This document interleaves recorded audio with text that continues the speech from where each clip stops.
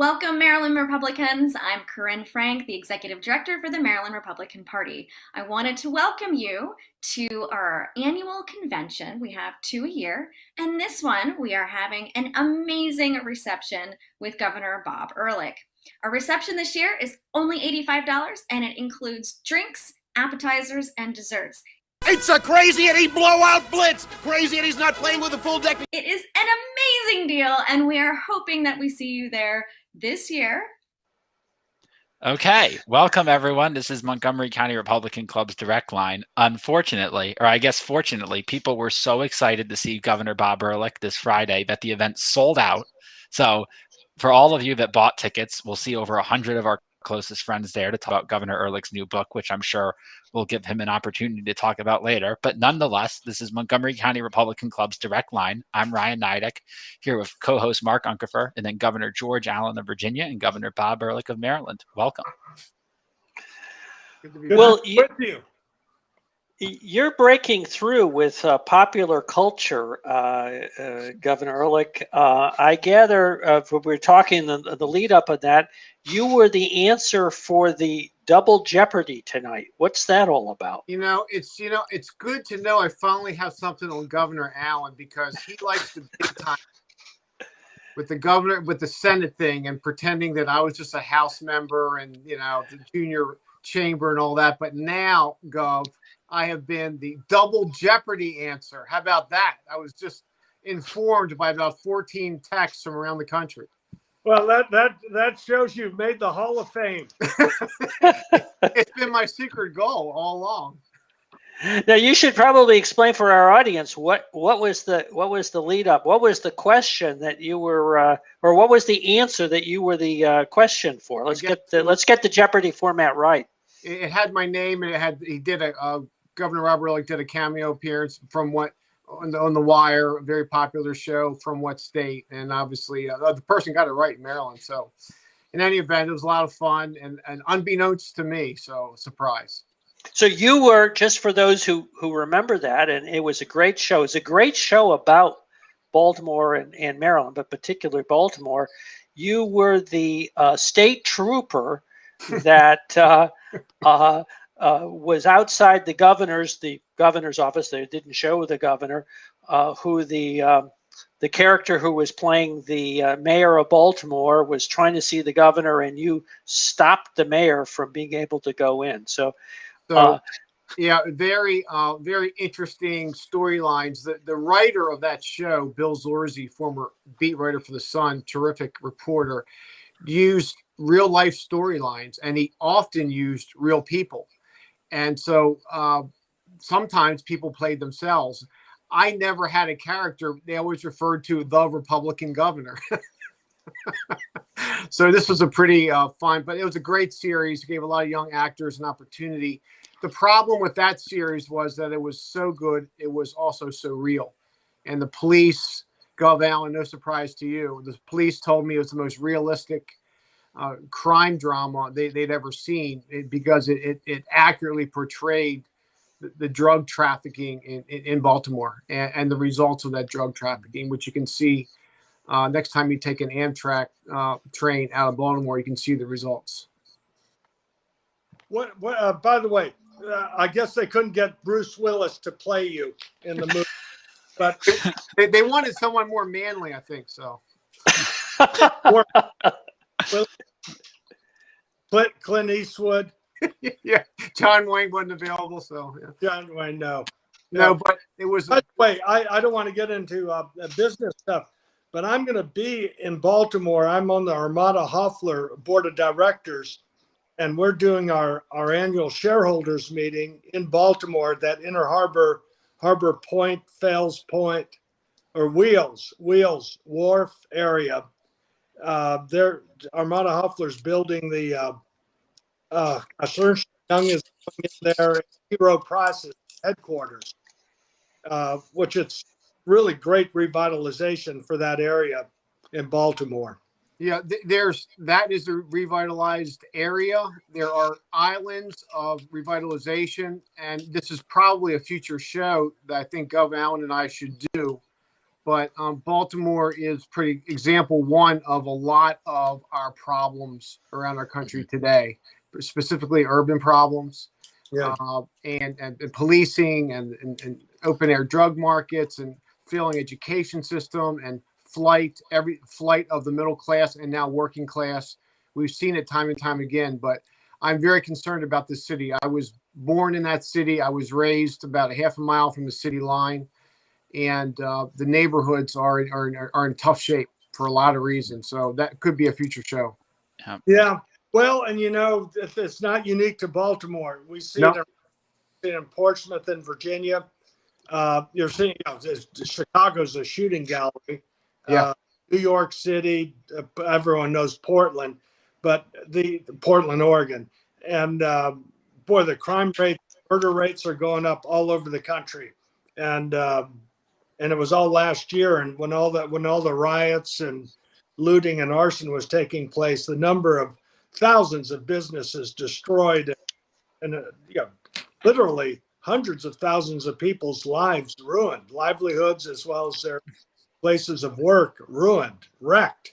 And who wants to locate and invest in a place where it's bad enough the regulations are overly burdensome, but if you don't have the police and the government standing by to protect your property and your enterprise and your lives for that matter, why in the heck will anyone want to invest in such places? They're going to go to places that are less regulated and safer. Really interesting observation for everyone. I asked during my tenure as governor, I asked my superintendent of state police, who had been in New York City, Gov, Ed Norris, and I asked him why there were 350 murders in Baltimore a year, where Giuliani in New York had brought a city of 9, 10, 12 million down to 600. And the interesting answer, which I never suspected, was that when he was in New York, and he had been in New York as assistant commissioner, he said there was a rough sort of, not alliance, but understanding between the main gangs and the police. And the main gangs, it's like some of the old cop shows, they would sometimes cooperate with the police. The gangs didn't want out of control shootings on sidewalks. And he said in New York they had that understanding, and in Baltimore, because there were a couple of main gangs, but in Baltimore, every 4 guys on a corner was a separate gang. There was no central control mechanism. And as a result, everyone had their little turf. And if someone walked on that turf inappropriately, it was going to be a gun battle. So very interesting observation. Yeah. And, Governor Bob, this would also be a great topic of discussion for your podcast, with former First Lady Kendall Ehrlich, especially given her law enforcement background. I'm sure you guys can have a good conversation. Right. You're absolutely right. We're going to do a crime and punishment and crime punishment in the context of immigration show next week. And Gov Allen, by the way, you're going to be a guest soon. So I'm going to need your schedule. But okay. The podcast is really catching on, and we're talking to a national sponsor right now. But we talk a lot about crime and justice and crime and punishment, and particularly in the context of what's happening at that border, Gov Allen, because it is chaos, and it was predictable chaos. And the Biden administration came right in and said, if Trump did it, we will undo it. What they forgot to add was, regardless of whether it was working. And reversing stay in Mexico and going back to catch and release have been disastrous. Yeah, and the people coming in our southern border with Mexico are not just, in fact, there's very few that are Mexicans, and they're actually not only from Guatemala and Honduras and that area, Nicaragua. They're from the Middle East, they're from Africa, they're from Asia, they're from all over the world, realizing, oh, here's a way, here's an opening. I mean, they're going to run for daylight, so to speak. And this is the way to get into the United States. And you need to be able to control the borders. A sovereign country needs to be able to control its borders. And the irony of it all is you have all these Democrats, woke Democrats, talking about how racist our country is and how terrible we are to minorities. Meanwhile, people from all over the world are trying to get in to our country. And we need to have a good legal immigration system. That's been the strength of our country, built by immigrants, but those coming in legally, and contributing to society, providing for themselves. And well, there's so many things going in the wrong direction in our country. And there's I think about 9 million job openings, and and unfortunately, the federal government is paying people not to work, and so it's really somewhat not surprising. One thing, that if you reward illegal behavior to get into this country, you're going to get a crisis and a rush of people into the country illegally. And if you have a government that's paying people not to work, and with benefits that it makes financial sense not to work, it's not surprising that people don't work. It's amazing that incentives actually work, don't they? Yeah, they do. Yeah. On both sides, positively and negatively. Right. You subsidize fatherlessness, you get more fatherlessness. You subsidize welfare, you get more welfare. You subsidize illegal immigration, you get more illegal immigration. I mean, it's economics 101. Yeah, well, if they don't dumb down the standards in Virginia, a fourth grader would understand this. but if you have these Ivy League economists and professors telling you what to do, you'll not get the same answer that is as accurate as the common sense that a fourth grader would have. All right, I think that was a zinger at me, so I'll take that. Why did you go to an Ivy League? Did you go to Ivy League school? Yes. I snuck in the back door with the rest of the football team at Princeton. Yeah, so. It's a good thing that wasn't the Jeopardy answer. Governor Allen would have had some problems. I want to get back to not the wire, but this issue, because Gov Allen reminds me of a point I wanted to make. And it's a simple point, and you only see it basically on conservative media, particularly Fox, where you have, who are the victims of the Soros prosecutors and the war on caps and the defund movement? They're almost always poor. They're disproportionately minority. They live in these cities, and they're victims, and they're victimized time and time and time and time and generation and generation again. And it's of no interest to the mainstream press ever. Chicago, the open warfare in Chicago, it's of no interest to the mainstream press. And when you sometimes you'll see, particularly on Fox, you'll see representatives of the neighbor association. You'll see people just speaking out and say, yes, we want more police. Yes, we want to refund the cops. Yes, I want to go to my corner grocery store without feeling as though I'm putting myself in danger. No one ever talks about it. It's just so inconvenient for the mainstream press. And yet the numbers and the stories are there every single day. Yeah, you're so right. In that, when I was governor, one of the major reforms we had was truth in sentencing with the abolition of parole. And the media was trying to make it into a racial issue. And I remember going into the projects in Richmond, which had one of the highest murder rates in the country. And I remember talking to a woman, African-American woman, and she said, I would just like to be able to sit on my porch and not worry about getting shot. And so it actually had good support interestingly, from African-American women who often are the matriarch and the rudder of a family. And they just see that, this crime is not just harming them, but their babies, their children as well. And they don't care about victims. What they have on the other side, I call them critical apologists, is they're always making excuses that they had traumatic potty training, or they were bottle fed, or whatever excuse there is for why they committed these heinous crimes.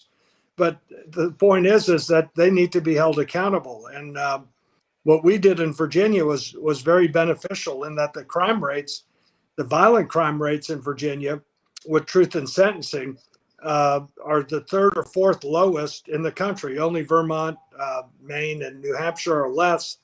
And in fact, our governor, Northam, just said, well, yet another year in a row, we have the lowest repeat offender recidivist rate in the country. And the reason is because they're behind bars. They're not lurking in a parking garage to go and rape or assault someone else.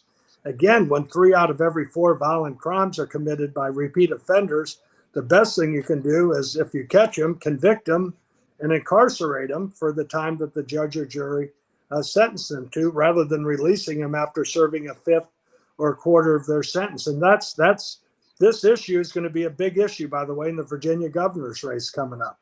Well, Gov, what you don't know is that the week before last, I did an interview concerning Project Exile, and Project Exile was as you well know, begun in Virginia in Richmond. As a member of the House of Representatives, I organized a bus trip with all sorts of folks from the criminal justice system in Maryland down there many, many years ago. It was the most impressive group that we met. We met with prosecutors, we met with community folks, and I came back as a huge fan of Exile and agitated for it, both as a member of the House and as governor. Because Project Exile, for everybody that doesn't know, it doesn't take a statute, it doesn't take a law, it doesn't take anything. It takes basically the state prosecutor and the Fed to sit down with a pile of cases and say, you know what, here's a real bad guy. He uses guns. He's a felon in possession. We're going to take that up to federal court. Now, I am not a huge fan of federalizing our criminal justice system, nor am I a huge fan often of mandatory sentencing. But when you're talking felon in possession cases, already a violent person caught with a gun, Gov, it works. You know it well because you did it in Virginia. Yep. That's great. And Richard Cullen was the U.S. attorney at that point. And actually, I got to appoint him attorney general when Jim Gilmore then had to resign in the midst of his campaign for governor. And that worked. The point is you can incarcerate all the guns you want, but if the criminals are still loose, that's going to do no good. They're criminals. They don't care about what the law is. But if you catch them, obviously, when they're not to have a firearm, you got to convict them, and they need to serve time. And that sends a message. Again, if and the message being sent these days, especially last year with all the riots, and some of it, is getting occasion because everyone's hopped up for the 2020 elections. But if you're going to allow rioting and looting and arson to occur, and you tell the police stand back and just let everything burn and let all the looting continue, you're just going to get more and more of it. It's just logical common sense. And I think there's a lot of people who are really concerned about safety in their communities all across this nation with this defund the police and actually the criminal apologist approach that is being perpetrated. And you mentioned, Governor Ehrlich, the Commonwealth's attorneys are the prosecutors that George Soros is putting in, and that's happened in Virginia, in Arlington and Fairfax County. And in fact, the last time I voted in Fairfax was actually in the Democrat primary for the Commonwealth's attorney. There wasn't any Republican running, but the Commonwealth's, that's the same as some call them district attorneys or the local prosecutor. The guy who was in there, Moreau, been there for years, and he did his job. He's a solid person. It wasn't political at all, but they knock him out. And the guy they put in Fairfax, that's got well over 1 million people. This guy's never tried a single case in your court. And it's, I think they're sending the wrong message. And maybe sadly, what'll turn people around is there'll be people getting assaulted, murdered, raped, robbed, whatever, by someone who's been released early, or now they want cashless bail, and they're going to let people just get out without a bond while they're being charged, and then you're going to get these kinds of situations that are horrendous, especially for the victims, and then there'll be an uproar, and then they'll come to their senses. It was interesting development down in Texas recently, and this kind of returning to the border, but in changing hands. The mayor, I think it was in McAllen, Texas, changed hands, and from what the news account suggests, is very much over the border issue and the concerns that folks have. So what had been a stalwart Democratic jurisdiction ended up electing a Republican mayor. Do you see more of this? I could also point to some other cities where the crime issue has resonated in a way that really hasn't been the case for quite some time. Well, as you know, the Democrats have tended to dismiss the Cuban vote in Florida. They've dismissed the votes of folks from who escaped socialism, Central South America, coming to Florida. They're viscerally anti-communist. They've seen what socialism does. They want no part of it. They're voting Republican. That's sort of easy for the Democrats to dismiss. But, Gov, we're now talking about Hispanics in Texas. And these folks didn't sign up for illegal immigration. They didn't sign up for uninvited folks crossing the border and the federal government literally turning its attention away, literally not doing anything, and in fact, denial. They didn't sign up for this. They may be Democrats, but they didn't sign up for this. And you saw the results during the 2020 election, where some congressional districts that won single digits for President Trump in 16 quadrupled, sometimes even more during the November general election. So I believe quite firmly I've said it a million times, Gov, I know you share this view, the future of our party means Hispanic votes. And we should do better with Hispanic voters. With our agenda and a lot of issues that Hispanic voters identify with, it's an easy marriage. And finally, this one issue, immigration, is helping bring it about, Gov. Yeah. This is why I love being with you, Governor Ehrlich. Really, we so much think alike and see things similarly. And in Virginia, we've nominated a really great young man for Attorney General, Jason Miyares. His mother's from Cuba, who got out of there from communist Castro's regime. I know him very well. He worked in my 2000 Senate campaign, but he's very articulate. He had served as an assistant prosecutor, and loving freedom is part of his DNA. And plus, he's great on law and order type issues. And you're right, the people who've come from, say, Central Europe behind the Iron Curtain, or from Cuba or Venezuela, these countries, they understand freedom and free markets compared to socialism and government-run economies. And by the way, to Mark on the McAllen, Texas mayor's race, and that city is probably I don't know, 2/3, 3/4. 85. Okay, Mexican American. The other factor down there along in southern Texas, and also flipping a seat in southern New Mexico last year, is the energy issue. And they see the Biden administration not only bad for security and safety at the border, but they see the Biden administration with this Green New Deal as just killing jobs. And that the oil and natural gas revenues is what funds the police, funds the schools, funds the local governments. And so they see this administration as really not at all helpful for their safety, either physical or economic security as well. And but the point is that the Governor Ehrlich was saying is Republicans, we need to add, we need to multiply, we need to be welcome. And I've always said anybody who pays taxes, works for a living, or cares about their family ought to be on our side, because our policies will be better for educational opportunities, better for safety in their neighborhoods. They'll be better for job opportunities, which a job is the best social program of all. And so I think that Hispanic voters surely should be with us. And I think all voters, regardless of their race or ethnicity, ought to be with us, and because they're policies that work. The key is to, first of all, show up, get in those communities. And I was just emailing with someone that when I was running for governor, I was able to get 23% of the African American vote. That's not great, but it's a darn sight better than Republicans normally do. And running against Chuck Robb, I got 17% of the African American vote. And as far as I was concerned, that was a margin of victory. So the point is you got to show up.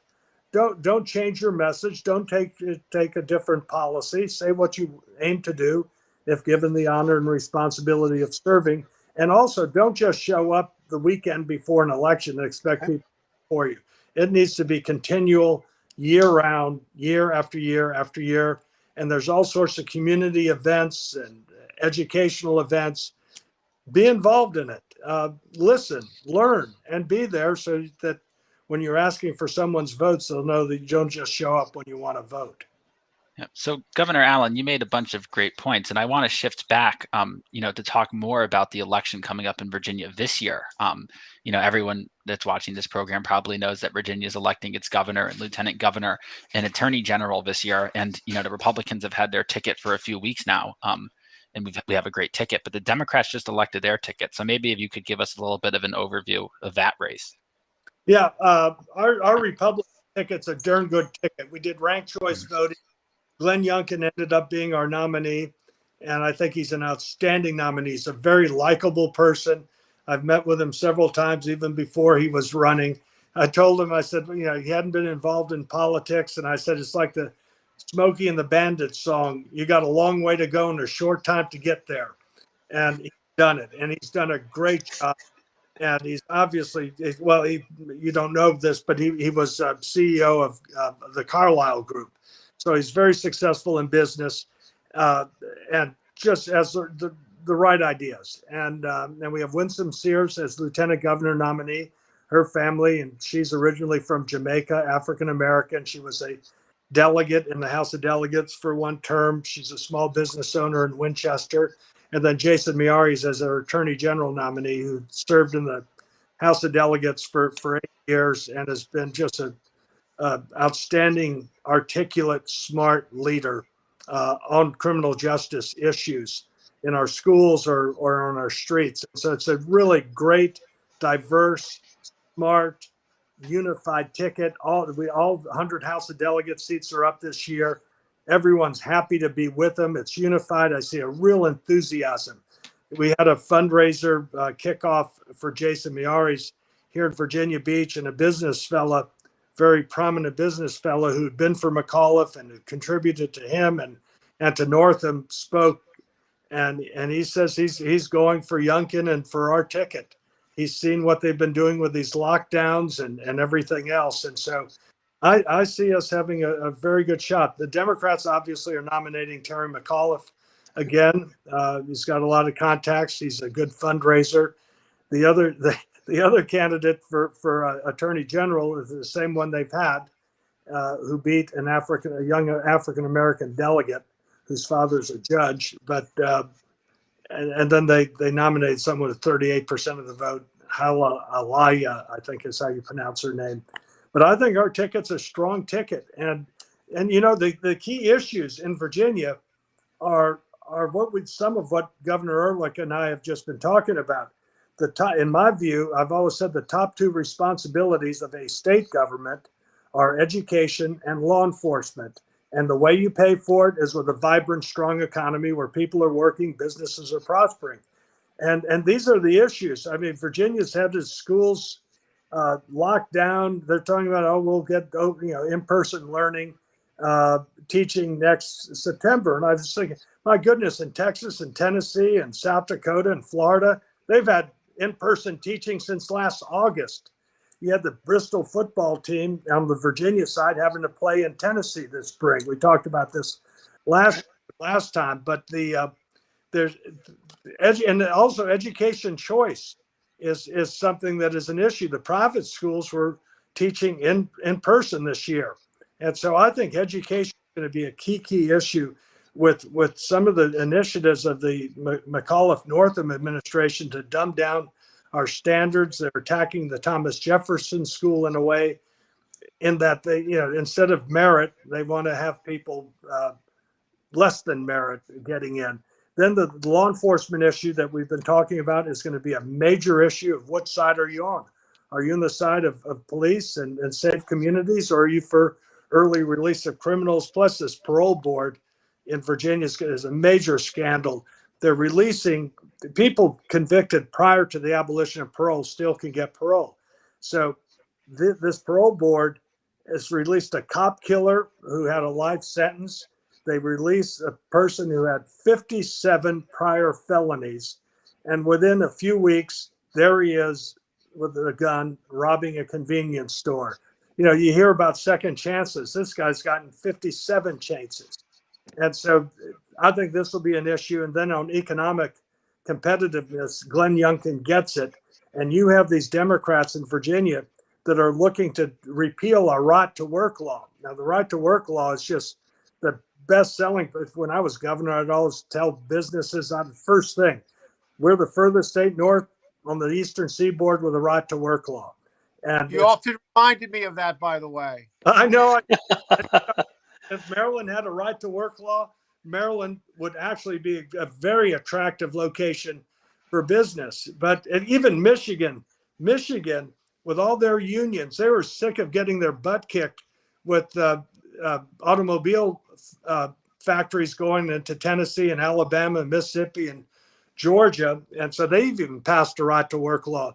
But Virginia's been Bloomberged or New York in our legislature. And so you have these type of issues about Virginia's competitiveness. In fact, Glenn Youngkin will bring up how, you know, we're getting beat by Tennessee and the Carolinas and Georgia and Texas and Florida. And there's even some measures that Maryland is doing better than Virginia. So I think our candidates are well positioned. Our party is fired up. They're unified. And, it's obviously it'd be an upset, but I always give Maryland as an example. If you think it's impossible, look at Maryland. Maryland's had, obviously, Governor Ehrlich's gotten elected and Governor Hogan and got elected by winning Democrats. Republicans in Virginia to win need to win probably 56% of the independent voters. And I think it's possible. I really do. And I'm very optimistic and bullish about Virginia's chance to get back on top and get moving in the right direction. Yeah, I think what percent of Democrats does the Republican typical candidate need? 55% of independents. Is it 30 of them? 25, 35? What is it? Well, Bob, Governor, we don't register by party in Virginia. Right. So Right. Probably in Virginia, the Democrats are there's probably 38% are Democrats, say 34% are Republicans. The rest are independents. We need to win, and you can pick off a few Democrats. Most of the conservative Democrats have already gotten They've moved on. They've moved on. Exactly. Yeah. And so it's really those independent swing voters that are crucial in Virginia. Yeah, they're crucial everywhere, every time, every cycle. Yeah, but in Maryland, you actually not only got to win the independents. For a Republican to win in Maryland, you need to get Democrat votes. Yeah, we are 56, 27 or 28. You got that right. We need also very strong prayers. Yeah. But you can pray, but you also need to act. Yeah. And well, only you and God know how you're voting, but But there are conservative Ds out there in Virginia and Maryland, every state. They've just been left alone. They're out there on an island, and boy, now's the time after this initial 6 months of the Biden administration. Now's the time to complete that process with regard to conservative Democrats. And I represented a congressional district, as you recall, Gov, Dundalk and the Marine Terminal and the port, lots of unions, and those members, not just maritime unions or other unions, they were conservative. They were conservative. Even public sector unions like fire and police, very conservative membership, and they see what's happening these days, and they're more than willing to vote Republican. Yeah, in fact, 3 sheriffs who are Democrat have switched over to Republican in Virginia.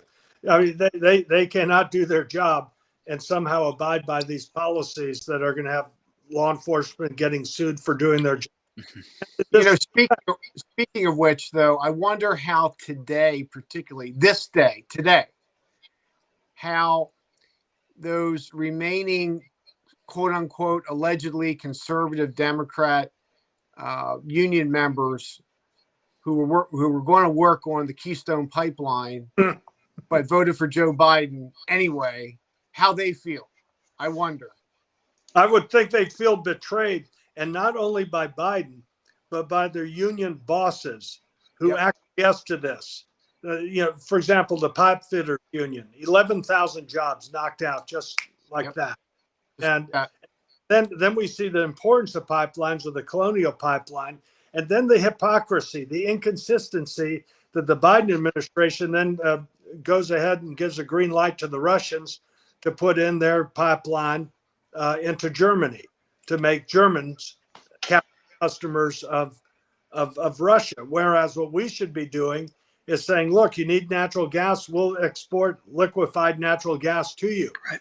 And one of my favorite things is the 5-year contract we have for liquefied natural gas to Poland, because Poland doesn't want to be beholden and a captive customer of Russia. So we're now an exporter. But the Green New Deal extremists, with their regressive approaches, they look at oil and gas as satanic type substances. It's a blessing. It's a blessing, but they just hate it and want to keep it in the ground. They hate clean burning natural gas. That's what I never understand. I just don't get it.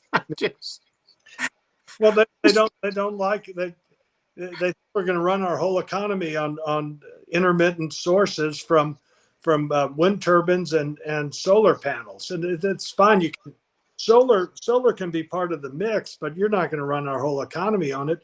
And by the way, the amount of acreage you have to take for those solar panels is just enormous with it. So, and then you get some of these areas where the wind turbines, you got to put the wind turbines on the mountain ridges. And in some parts of Virginia, they say, no, we don't want our views being ruined.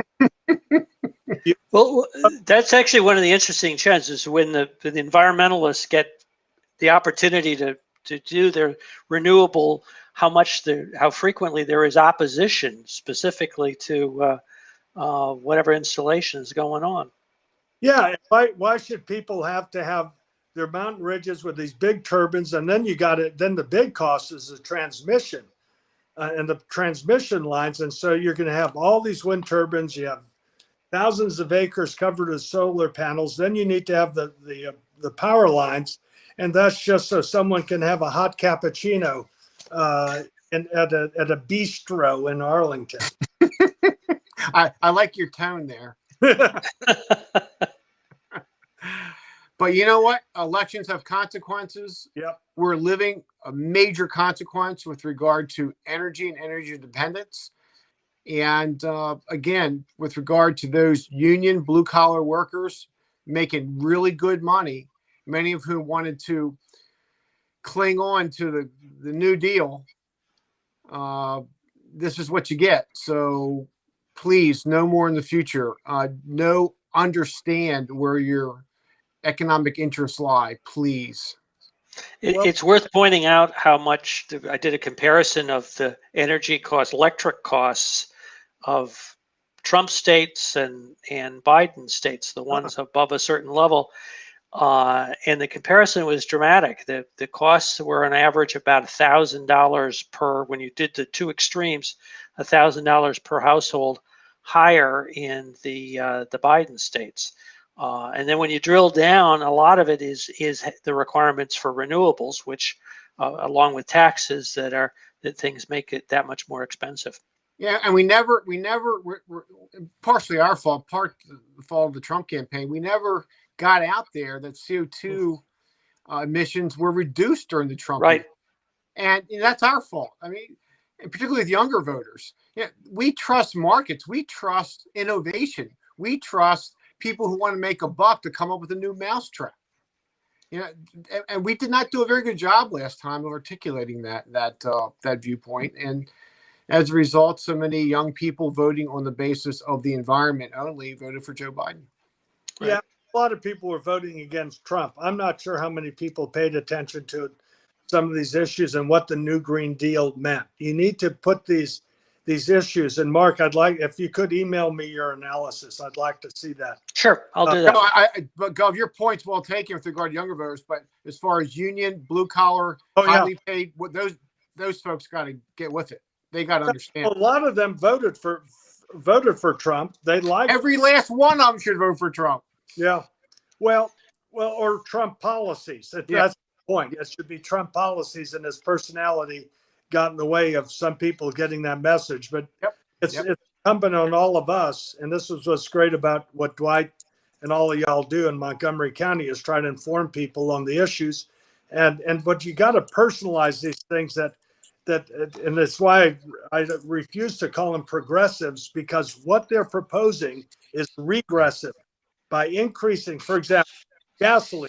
If you're paying $5 more every time, $10 more, whatever it may be, every time you fill up, people understand that.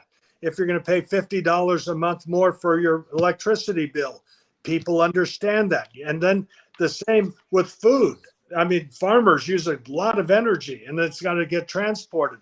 So if you have high costs of energy, that affects your food, your fuel costs, your electricity costs. It affects everything. Flying, transportation, all of that gets affected by it. And so what we need to do is personalize these issues about here's what this means. Now, the places that are energy literate, like central Pennsylvania, the Marcellus Shale, or West Virginia or Texas, and the North Dakota and so forth, they all get it. Yep. It's these suburban folks that need to understand that electricity is not generated somewhere in the wall. The milk doesn't come from the grocery store. But these are the things that need to be shared with people in a personal way, so they understand the consequences of some of these policies and how it affects them literally at their kitchen table. And this is a good, way to cut off, and that Dwight just sent out Mark's article. So we'll go ahead and post that on our social media page as well for all of our viewers to see, in addition to Governor Allen. And with that, I want to kind of move into final thoughts. We're running up on time here. Now, of course, we could probably have the governors go on all night and give interesting analysis if we wanted to. I will start off, and we'll let Governor Ehrlich go first, by clarifying. So the reception is sold out on Friday night, but it's VIP is from 7:30 to 8:30, and then at 8:30 p.m. at Maryland Live, it's open to all Republicans in Maryland, free of charge, for the open reception. There'll be a cash bar. You can meet the governor and the first lady for that last 45 minutes to an hour there. Before the slot machines, yes. Yes, before you got to catch them before they get to the casino. So make sure you're there waiting at the door right at 8:30. But with that, we'll go ahead and I'll turn it over to Governor Ehrlich for some final thoughts. My final thought is, Gov, a friend of ours passed recently, Senator Bill Brock, and I know a good friend of yours, a great friend of mine. When I had my first major fundraiser for Congress, there was a couple hundred people showing up, maybe 300 people showing up at Dundalk Marine Terminal. But for me, it was only one person who counted showing up there, because I needed his blessing. I needed Bill Brock to say, I like this kid Ehrlich in this congressional race. And from that time, I know you go back with him a long way. We became very good friends, he and Sandy, with Kendall and myself. He was the consummate gentleman politician. Love the man. We're going to miss him a great deal. What a great American life. I didn't know that Bill Brock had passed away. He's a good Tennessean who ended up in Annapolis, and been to his house with Sandy, and I'm sorry to hear that. He really was a great guy, a real gentleman, and a credit to Maryland that he chose to make Maryland his home.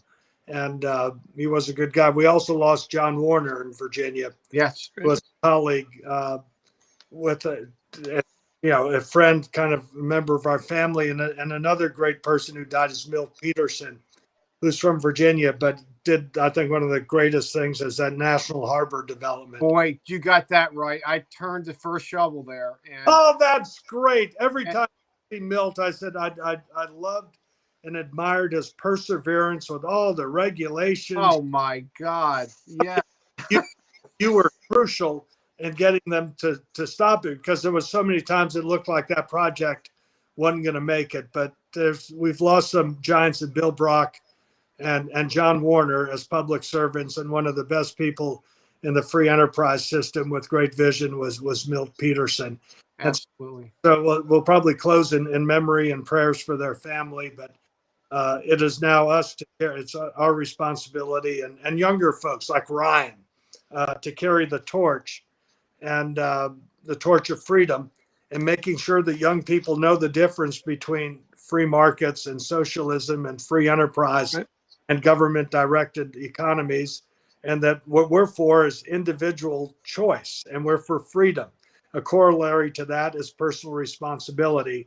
And the government has certain responsibilities as well. And we want a government that's efficient, frugal, and focused on its top responsibilities of education, public safety, and making sure that our states and communities are competitive for investment and more job opportunities. So it's great, as always, to be with you, Governor Ehrlich, and thank all of y'all. And Dwight, but one thing, Dwight did say that Chap Peterson, who's a Democrat, is a good, solid Democrat. So I don't want to criticize all Democrats. Chap Peterson of Fairfax County is outstanding.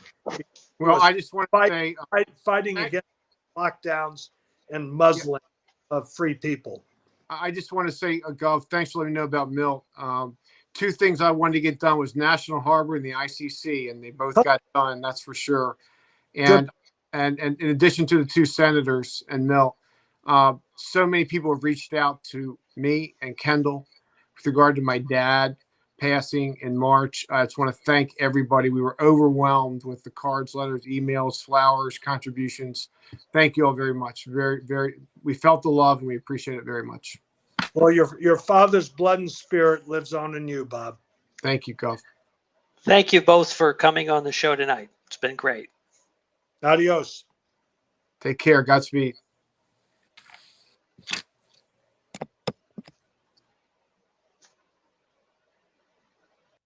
Welcome back, my friends, to the show that never ends. We're so glad you could attend. Hey, MDGOP. This is Nate Sansom from Wycomico, and I look forward to seeing you at our state party convention in June.